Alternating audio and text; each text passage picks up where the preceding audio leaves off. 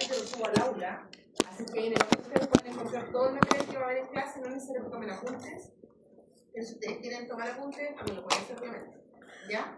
Y vimos hasta acá, hablamos de las normas, dijimos que en distintos países inclusive habían algunas normas que eran implícitas y habían otras normas que son obviamente las que son legales y las que están por escrito, así que cada cual se tiene que obviamente ir ajustando, ¿cierto? Y en el fondo son los mínimos que regulan la convivencia. También hablamos del tema de responsabilidad empresarial, que no era un tema, ¿cierto?, de algunas personas pragmáticas, ni caridad, ni mucho menos, sino que era un marco, ¿cierto?, ético que las empresas deberán, empresas y obviamente empresarios, y obviamente ustedes también, cuando ocupan un puesto de jefatura, tienen que tener para afrontar el desafío de armar una empresa, ¿cierto?, o de ser empresa. Finalmente hablamos de que la empresa la constituyen todas las personas, que son, que son la empresa, digamos, la jefatura sobre todo, para un subalterno de ustedes, la empresa, la cara visible de la empresa son ustedes, ¿ya? Así que obviamente la empresa va a ser buena, mala, y va a tener harto de descripción a veces del jefe más que de otros temas en sí. Obviamente que otros temas que sobrepasan eso, como los beneficios, como los horarios, que no tienen nada que ver con ustedes, pero en cuanto al trato diario, sí, ustedes son los gerentes, ¿ya? Y eso es importante que ustedes lo vean desde ahí y trabajen también con su equipo de trabajo desde esa vereda y no desde la vereda de repente del control y de repente como de algunas políticas un poco éticas que tienen algunas jefaturas y algunas empresas, ¿cierto? Como que también permea un poco la cultura de la organización de repente. Entonces yo ahí los desafío a ustedes a que ustedes están saliendo preparados en esta asignatura y pueden hacer frente de repente a culturas medias nocivas o a conductas dañinas de todos los trabajadores. Hoy día hay un marco legal inclusive que respalda ese tema, ya hablamos de la ley Carini y también vamos a ir viendo un poquito de eso a medida que vaya pasando el curso, ¿ya?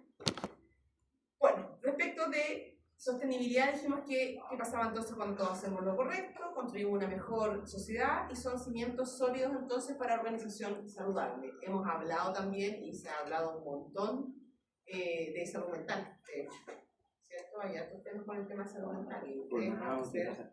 ¿Cómo? Burnout. Claro, pero más allá de ese síndrome que tiene que ver con el estrés laboral, también hay algunos temas que ustedes no, yo igual les puedo comentar porque conozco la materia, pero no son materias de curso, como protocolos de riesgos psicosociales, por ejemplo. ¿Ustedes conocen eso? ¿Han escuchado de eso? ¿Han estado enfrentados a eso? ¿No? El protocolo de riesgos psicosociales es un protocolo del Ministerio de Salud que es implementado principalmente por los departamentos de prevención de riesgo de las empresas o por los departamentos de recursos humanos, en donde se mide el clima laboral de la organización. Y lo que permite es evaluar cómo es la afectación del trabajo al grupo de trabajo. Por eso se llama de riesgos psicosociales, ¿ya? Es un test grande que se hace, no sé, a lo mejor alguno lo ha hecho, no se acuerda. Es un test súper largo que hacen preguntas como, por ejemplo, si ustedes pueden manejar su carga laboral, si ustedes tienen libertad para como la doble presencia, preguntan si acaso ustedes cómo se manejan si tienen un conflicto en la casa, si su jefe es muy autoritario, y bueno, una serie de preguntas que lo que hacen en el fondo es verificar este tema del riesgo psicosocial. Y se evalúan áreas directamente, pero en realidad lo que se evalúan de repente son distintos factores. Así que también por ahí van a tener otro tema legal que ustedes van a estar afectos, además de la ley Carini y otras legislaciones, ¿ya? ¿Cómo evitar la ley Carini? ¿Cómo? ¿Cómo evitar la ley? Difícil evitar la ley Carini. Imposible. Sí, ahora la ley Carini igual es el tema del acoso laboral, sexual y violencia en el trabajo no es nuevo, hubo un fiesta la ley Carini. Sin embargo, antes de la ley Carini existía una legislación que regulaba eso, solo que no hablaba de violencia en el trabajo, que es cuando hay un tercero que puede ahí actuar. ¿Saben cuál es la definición de violencia en el trabajo, verdad? ¿O saben a qué se refieren con violencia en el trabajo? ¿Cierto? Entendía lo que era acoso laboral más o menos, pero no es lo mismo. No es lo mismo. Está el acoso laboral, ¿cierto? Que se da entre compañeros, entre subalternos, jefes, jefas, subalternos, etc. Pero tiene que pertenecer a la empresa. El concepto de violencia laboral tiene que ver con un externo. Por ejemplo, los guardias llegan y una persona, un cliente lo increpa, o tiene que ver más que nada con las personas que están expuestas a otras personas que no son de la organización. Entonces ahí es un poquito más difícil la regulación, sobre todo los que tienen público, a eso, ¿ya? Y el cambio que vino a hacer la ley Carini es que antes que existía esa ley, lo que existía eran conductas reiteradas en el tiempo, ¿ya? Entonces se construía el delito, en realidad, de acoso laboral o sexual con conductas reiteradas en el tiempo. Y hoy día, con esta legislación, que ya lleva como 2 años vigente, parece, ¿no? 2 años y medio vigente, basta con un acto de ese tipo como para que el tema sea encuadrado al menos. Así que también es importante la autorregulación, chiquillos, porque ustedes están súper expuestos a eso. Hay cosas que supone que igual hay una paridad dentro de ese tema, pero de repente a mí me pasa con algunas personas que son de escala más baja que la mía o de rango en realidad más bajo que el mío, que es difícil tratar con ellos, porque nos saludan, por ejemplo. Ahí les pasa eso en algunos lugares de trabajo. Y es difícil para uno como jefe llamarle la atención porque nos saluda, porque es algo como implícito, por ejemplo, que tiene que ver con la convivencia humana, pero no hay ninguna legislación al respecto que diga está, o no sé, es obligatorio saludar en el lugar de trabajo. Entonces, ustedes como jefes van a ser más vulnerables a ese tipo de legislaciones. Cuando las conductas de acoso son no en el sentido más tradicional, que es como de jefe a trabajador, o entre compañeros, cuando es de trabajador a jefe, o de un trabajador que ni siquiera sea de su equipo, es súper bien, ¿ya? Bueno, y vamos a hablar entonces de responsabilidad social empresarial, que en el fondo dice que es la gestión socialmente responsable por parte de las empresas y se caracteriza por tener en cuenta los impactos de todas sus actividades sobre sus clientes, sobre sus colaboradores, sobre los vecinos, sobre los trabajadores y en realidad sobre cualquier stakeholder que se vea afectado por la empresa. Un conjunto de compromisos legales y éticos que se derivan de los impactos de la actividad empresarial producen en el ambiente o ámbito social, laboral, medioambiental y de los derechos humanos.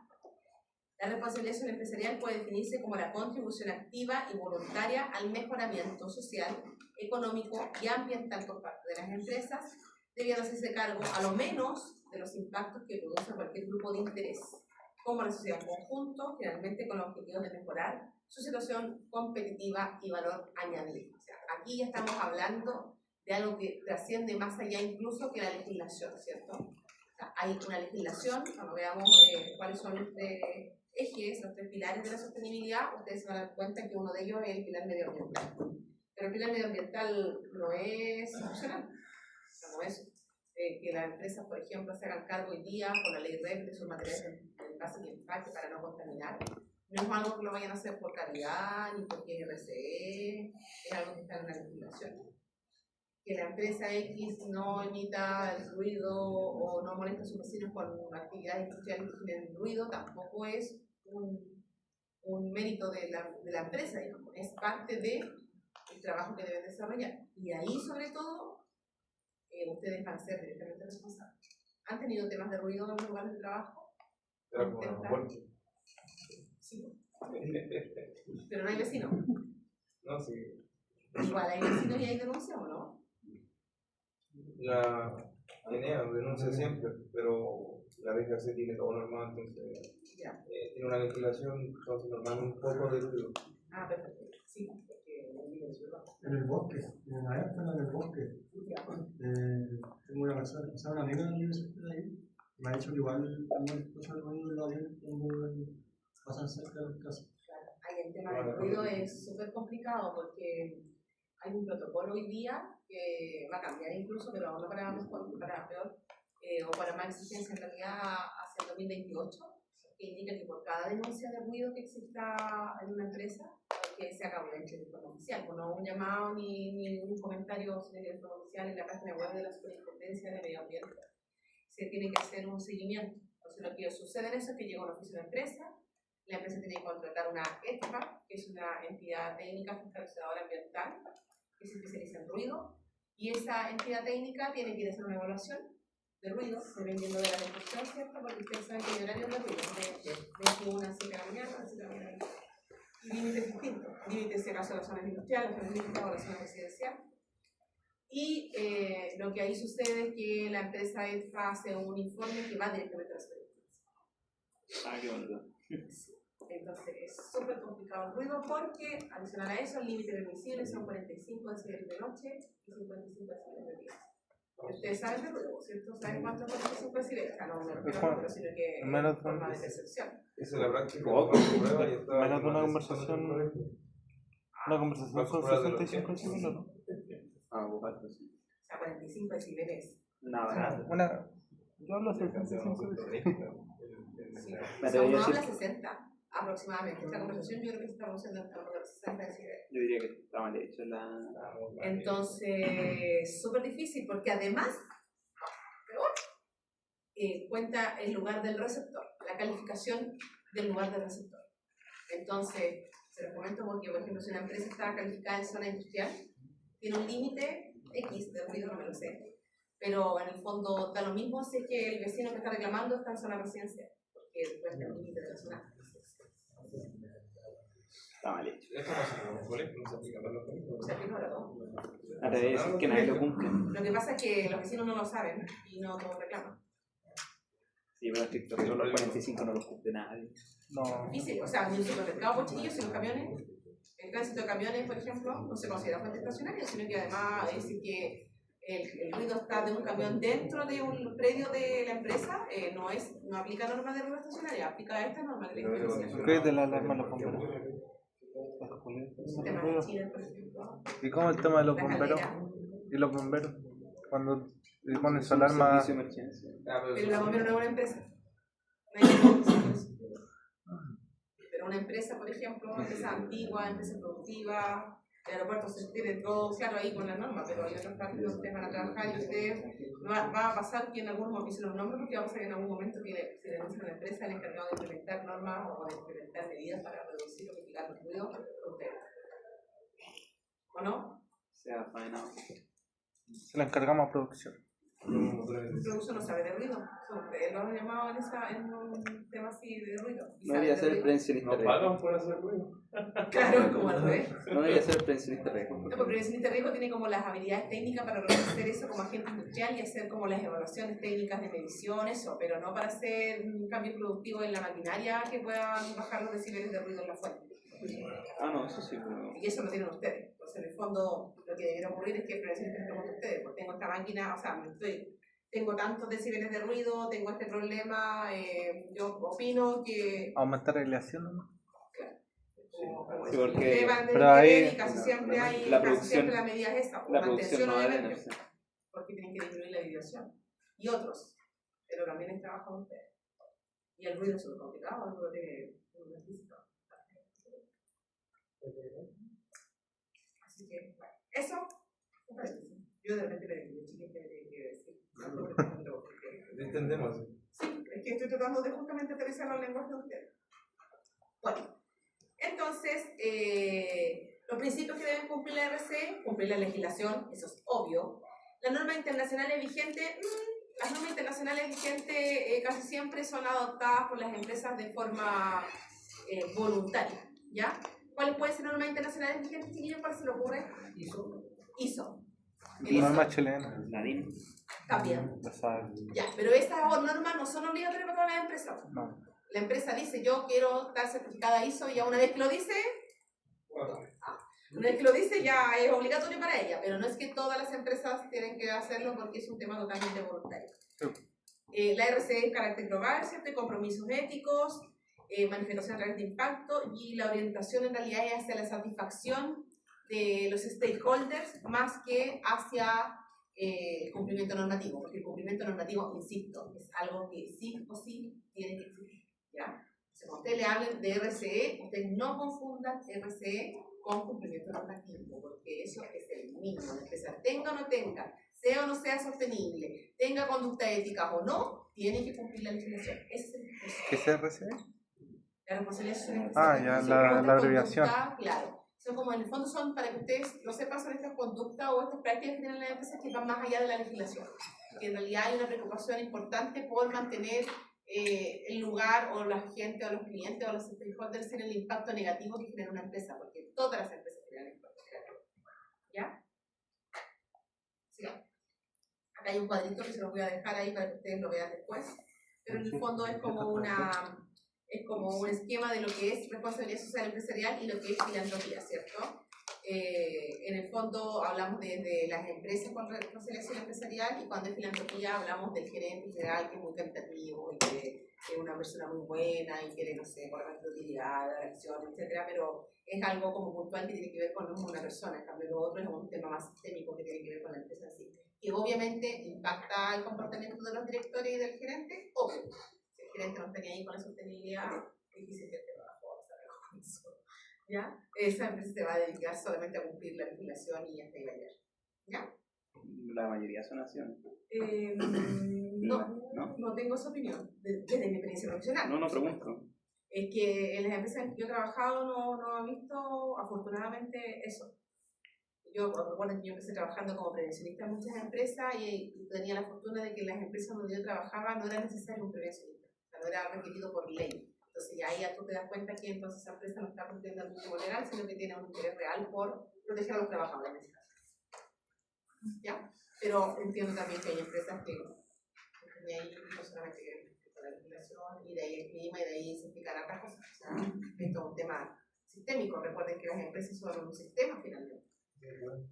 ¿Cómo? Claro, es que puede pasar en muchas empresas, pues, y también depende de la experiencia que cada cual tenga en la empresa donde está o tenga con la empresa que conoce. Ya, entonces, vamos a ver algunos conceptos relevantes que me gustaría que ustedes comentaran y para que no se me queden dormidos porque se me están quedando dormidos. Igual van a hacer alguna discusión en grupo durante la clase, ¿ya? Son las 7:30. Bueno, hay algún concepto relevante que habla del ciudadano corporativo. Esto es el conjunto de iniciativas que lleva a cabo la empresa para incrementar en el fondo el bienestar de sus vecinos, de la sociedad que lo rodea, ¿cierto? No son fuentes de ingreso, pero sí mejoran la imagen corporativa. ¿Les suena algo a esto o no? ¿Quiero nombrar Minera por ahí? Sí. Algunas acciones que son para el bienestar social que no tienen nada que ver con la empresa, pero simplemente son para tener una mejor Yo le di un ejemplo de imagen. De Sokimichi allá en el norte, en María Elena, que Ya. tenían el colegio para, En el colegio. para, Sí. para gente que es del sur. Colegio nada que ver, pero tiene. Para atraer a los empleadores y que tengan... Parece universidad el colegio. Alto recurso. El pueblito de... Nada. Con suerte hay 2 vacas, una gallina en el monte. Bueno, hay lugares donde no sean ciudades, no sean plazas, por ejemplo, y que no tienen nada que ver ni siquiera porque en este caso igual hay un poco de impacto en la empresa en el ejemplo que tú mencionas. Porque igual es para tener una calidad de vida superior para los trabajadores porque están dando educación a los mismos trabajadores. Claro. Pero también ocurre así como más limpiamente, que igual es un buen ejemplo de todas formas, ocurre más limpiamente, por ejemplo, cuando hacen hermosamiento de plazas, Sí. o no sé, pues, por ejemplo, la limpieza de playa, ¿no han escuchado una invitación? No sé si cumple con los requisitos, por ejemplo, he visto que varias mineras, al momento de estar produciendo y todo el tema, durante la mañana o la tarde mandan camiones de limpieza para limpiar alrededor del área. Sí, pero ¿Es normal? No, alrededor de donde se encuentran, Sí. el lugar más afectado. Eso es, pero porque no es normativo. No, ya, Cae en esta categoría. cae, ya, perfecto. Estos ejemplos son muy viejos, pero no están más recordando. Bueno, Melipilla, de la presa, el romanín, que eran gente que tenía mucho dinero, hicieron los teatros, el estadio, todo. La plaza también la embellecieron. Bueno, antes, recuerden que había empresas que hacían como ciudades, o aquí de Veracruz, bueno, que no sé de Santiago, entonces no conozco. Pero, por ejemplo, en Quilpué, Carosi partió en Quilpué, la empresa Carosi. Sí. Entonces hay una población que es la Carosi. Entonces, porque ahí hacían como las casas y Para que vieran al lado.